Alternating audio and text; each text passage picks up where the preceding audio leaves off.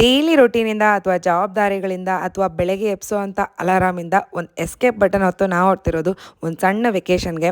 ಯೂಶಲಾಗಿ ನಾವು ಪ್ರಿಫರ್ ಮಾಡೋದು early morning drive, but ಈ ಸಾರಿ ಬ್ರೇಕ್ಫಾಸ್ಟ್ ಎಲ್ಲ ಮುಗಿಸ್ಕೊಂಡು ಸುಮಾರು 9 ಗಂಟೆಯಷ್ಟು ಬ್ಯಾಂಗ್ಳೂರಿಂದ ಹೊರಟ್ವಿ. ನಮ್ಮ ಡೆಸ್ಟಿನೇಷನ್ ಇದ್ದಿದ್ದು 7 to 8 hours ಜರ್ನಿ ಆ್ಯಂಡ್ ನಾವು ರೀಚ್ ಆಗಬೇಕಾಗಿದ್ದು ಸಂಸೆ ನೇತ್ರಾವತಿ ಕುದುರೆಮುಖ ಪೀಕ್ ಇರುತ್ತಲ್ಲ ಅಲ್ಲಿ. ಸಿಟಿ ಎಲ್ಲ ಬಿಟ್ಟು ಈ ಥರ ನೇಚರ್ ಒಳಗಡೆ ಬರ್ತಿದ್ದಂಗೆ ಎಷ್ಟು ಪ್ರಶಾಂತವಾಗಿರುತ್ತೆ, ಎಷ್ಟು ಮನಸ್ಸಿಗೆ ನೆಮ್ಮದಿ ಅಂತ ಅನಿಸ್ತಾ ಇರುತ್ತೆ ಗೊತ್ತಾ. ಆ್ಯಂಡ್ ನಾವು ರೀಚ್ ಆಗಿದ್ದಂಥ ಜಾಗ ಎಷ್ಟು ಅಡ್ವೆಂಚರಸ್ ಆಗಿತ್ತು ಅಂತ ಕೂಡ ನೀವು ನೋಡ್ಬೋದು.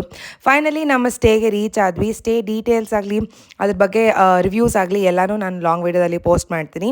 ಈ ಸ್ಟೇ ಹೆಸರು ಬ್ರೀಸ್ ದ ಮಲ್ನಾಡ್ ಕಾಟೇಜಸ್ ಅಂತ. ಸೊ ನೀವು ಗೂಗಲಲ್ಲಿ ಚೆಕ್ ಮಾಡಿದ್ರೆ ಅಲ್ಲೂ ಕೂಡ ಅವೈಲೇಬಲ್ ಇರುತ್ತೆ. ಸುಮಾರು 4 ಗಂಟೆಯಷ್ಟು ನಾವು ನಮ್ಮ ಸ್ಟೇಗೆ ರೀಚ್ ಆದ್ವಿ. ಹೊಟ್ಟೆ ತುಂಬಾ ಹಸಿತಿತ್ತು ನಮಗೆ ಅಂತಲೇ ಹೋಮ್ ಕುಕ್ ಫುಡ್ ಕೂಡ ರೆಡಿ ಇತ್ತು. ಸೊ ಹೊಟ್ಟೆ ತುಂಬ ಊಟ ಮಾಡಿ ಫೋಟೋಸ್ ವೀಡಿಯೋಸ್ ಎಲ್ಲ ತೊಗೊಳಕ್ಕೆ ಶುರು ಮಾಡ್ಕೊಂಡ್ವಿ. ಇಲ್ಲಿನ ಮೇನ್ ಅಟ್ರಾಕ್ಷನ್ ಅಂತಂದರೆ ಈ ಸ್ಕೈ ಬೆಡ್ ತುಂಬಾ ಚೆನ್ನಾಗಿರುತ್ತೆ. ಬಟ್ ನಾವು ಹೋಗಿದ್ದ ಟೈಮಲ್ಲಿ ಮಳೆ ಬರ್ತಿತ್ತು, ಸೊ ಜಾಸ್ತಿ ಅದನ್ನು ಎಕ್ಸ್ಪ್ಲೋರ್ ಮಾಡೋದಕ್ಕೆ ನಮಗೆ ಅವಕಾಶ ಇರಲಿಲ್ಲ.